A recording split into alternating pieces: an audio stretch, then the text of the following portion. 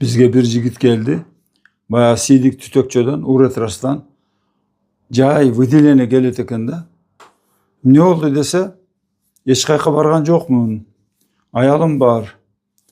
Jakында деген başka urologtorго kayrıldım. Толук лечен aldım. Анан леченасынын тизмесин көрсөк, аябай күчтүү антибиотиктер алыптыр. Капельница алыптыр. Başka ыкмаларды алыптыр. Kanaldарын жууптур местный. Жакшы эле лечение алган экен. Анан bir ay өткөндөн кийин кайра ушундай выделение башталып калыптыр. Биз деген таң калдык. Кандай эле ушунча жакшы лечение алгандан кийин ушундай болот? Жакшы сурап анамнез деп коет. Семейный анамызды сурасак, аялын деген лечение кылып аптыр да. Гинекологтор айткан эмес, биякта урологтор да айтпаптыр. Аялыңарда да бир сыйра лечение кылып текширип анан кошулгула деп.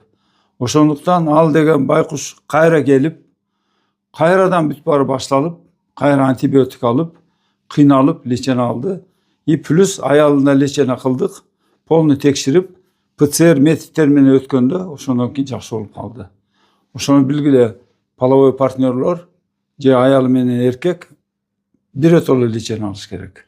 Оорубагыла, ден соолуктуу болгула.